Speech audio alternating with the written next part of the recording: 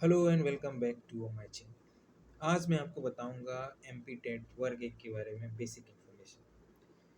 Basic information का means है कि एग्ज़ाम पैटर्न क्या होता है, एलिजिबिलिटी क्या होती है इसकी, क्वालिफिकेशन क्या चाहिए और क्वालिफाइंग मार्क्स क्या चाहिए इसके लिए। तो चलिए स्टार्ट करते हैं। एमपी टेट जिसको हम लोग वर्ग एक भी बोलते हैं एमपी में, इसका एग्ज़ाम पैटर्न क्या है। तो सबसे पहले जब हम एग्ज़ाम पैटर्न की बात करेंगे तो इसमें दो पार्ट होते हैं पेपर के। एक्चुअली पेपर टोटल 150 नंबर का आता है। कितने क्वेश्चन आते हैं? 150 क्वेश्चन आते हैं। कितने मार्क्स के? 150 मार्क्स के। लेकिन दो पार्ट होते हैं, पार्ट ए और पार्ट बी। पार्ट ए होता है जनरल पेपर, पार्ट बी होता है सब्जेक्ट का पेपर जिससे आपने मास्टर्स की होती है। उसके 120 क्वेश्चन आते हैं और पार्ट ए के 30 क्वेश्चन। तो क्या इन 30 क्वेश्चन को हम डिकोड कर दें कि इस 30 क्वेश्चन में क्या क्या आता है? 120 क्वेश्चन तो आपके सब्जेक्ट से आएंगे जिससे आपने एमए कर रखा है।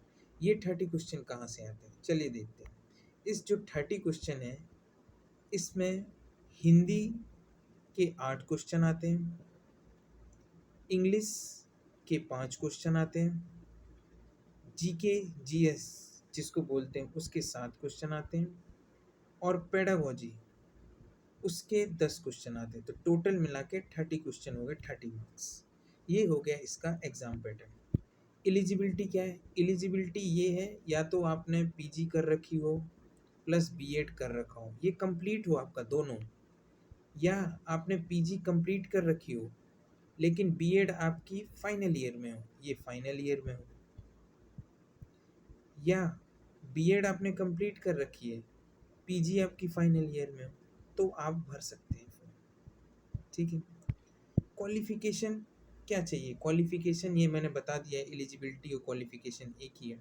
कितना क्वालिफाइंग मार्क्स चाहिए? अगर 150 क्वेश्चन हो रहा है, 150 मार्क्स का हो रहा है, तो कितना चाहिए क्वालिफिकेशन?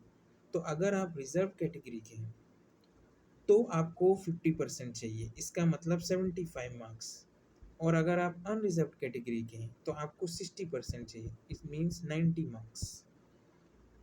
यही है इसकी क्वालिफिकेशन मार्क्स। और बाकी एज से तो आपको पता ही है, 21 साल मिनिमम होना चाहिए और 40 मैक्सिमम होना चाहिए जनरल कैटेगरी के लिए और 45 होना चाहिए रिजर्व कैटेगरी के। और कोई भी डाउट हो तो आप कमेंट कर सकते हैं। 2.5 घंटे का पेपर होता है, कोई निगेटिव मार्किंग नहीं होती है, कंप्यूटर बेस्ड एग्ज़ाम होता है। और कोई भी क्वेरी हो तो कमेंट कर सकते हैं आप। Thank you for watching.